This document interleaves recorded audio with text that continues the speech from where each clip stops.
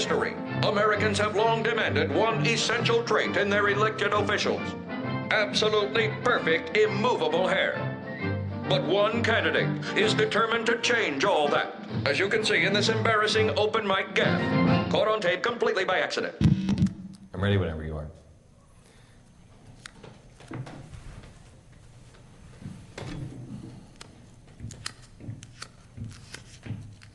I mean, look at my hair. It's like it's like I've just gotten out of prison. I mean, I've got the worst hair in television, and that's saying something.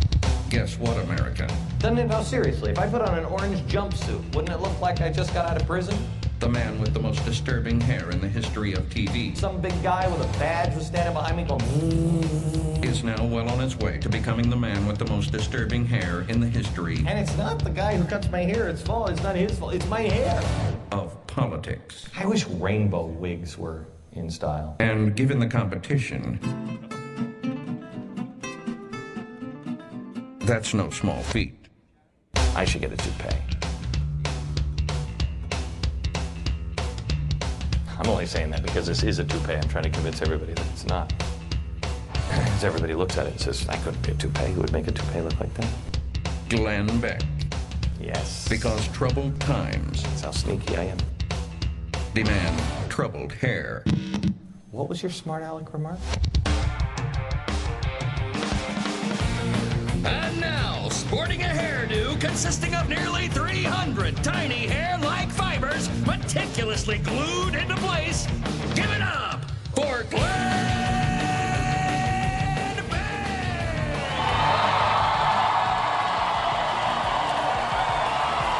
Oh, yeah! Thank you.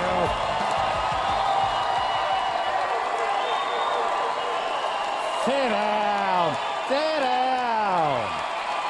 Sit down.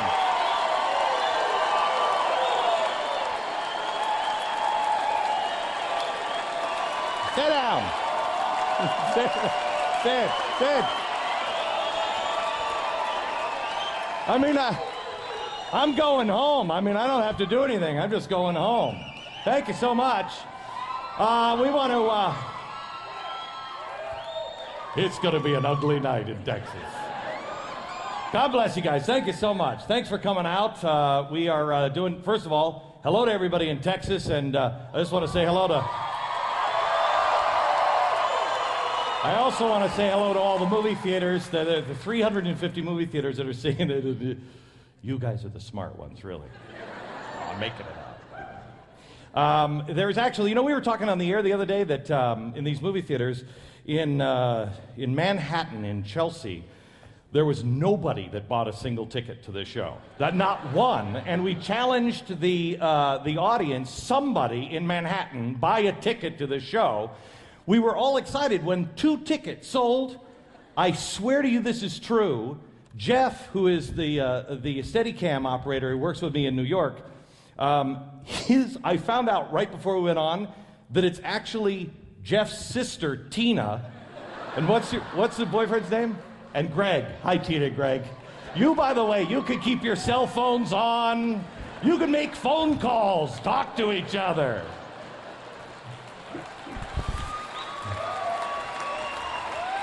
No. Well, we have a couple of people before we get started that I want to introduce.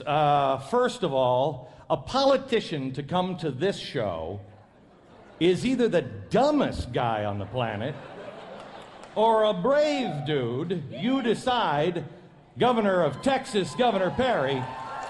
Welcome to the... Thank you.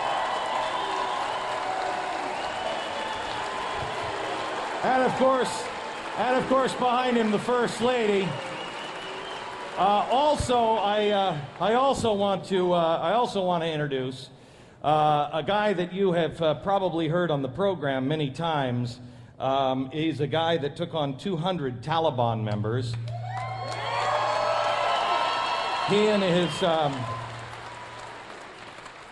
He and SEAL Team 10, and he is the lone survivor, and he is here with his mother, Mr. Marcus Luttrell.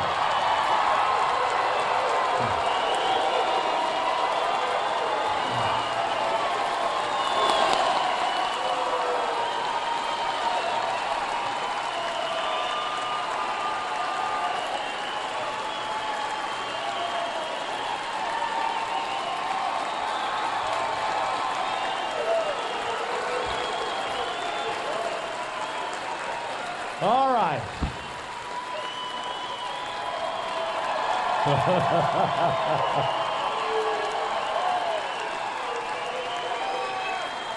Marcus, I want you to know that's not only for you, but that's also for all the members of your SEAL team.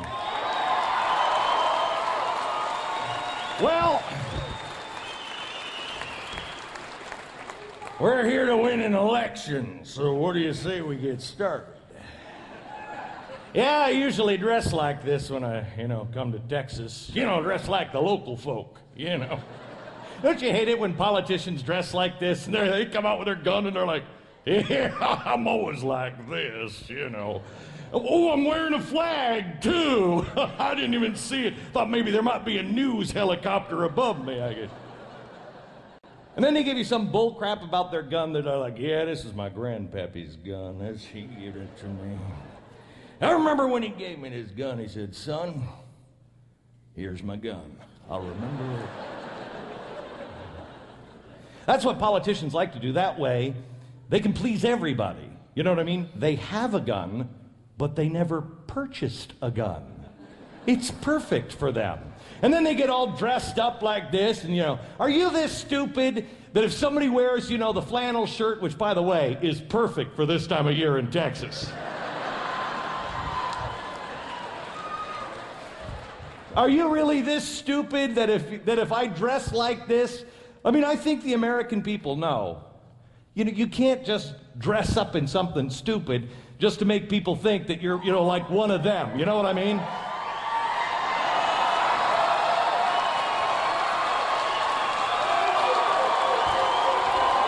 Yeah. Come and take it.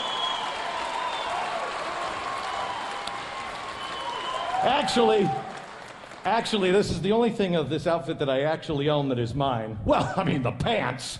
You gotta have a pair of pants where you can keep 40 trout in each pocket. You know what really drives me nuts? And the great thing is, most people are starting to get it now. Most people are starting to get it that the Second Amendment is not about sportsmanship. It's not like that. It's not like they were writing the Bill of Rights and they were sitting there and trying to figure it all out. Let's see. Well, I don't know, James. You should put something in about sports. Good idea. Write that down. I like to hunt. How about you? I don't know. How about NASCAR? That's a good one. We'll put NASCAR in there. It's about protecting ourselves, not from bears, but from out-of-control weasels in Washington.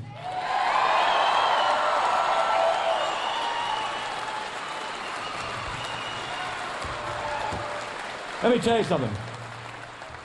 Backstage, people have been bringing pitchforks to the theater all day. It's fantastic. There's all these pitchforks piled up, and I can't wait to get to the airport. What? In New York, you can't... The pitchfork's gonna make them just go insane. That thing, I can't wait till it comes down the luggage. That's just one of the 10 that I'm bringing with me. I go in New York. If you think you're unpopular because you own a gun, try to bring a gun into a New York airport. Not really a good idea. As I found, I brought it, the way it's supposed to be, in the case and unloaded and everything else. I'm doing my job, but you walk into a New York airport and you're like, not really a good idea. This is gonna go over well. And I brought it up to the counter and I said to the lady, I just want you to know, in my case I have a gun. And she said, oh, okay. She gets the paper out. I'm like, oh, well, this is pretty good. She puts the paper out and I see it and she's like, you have to fill this out. And I'm like, okay. And I get the pen and I'm looking at it and I realize at the top it says, for law enforcement. And I realize, somehow or another, she thinks I'm a cop. And now I'm torn. And I'm like,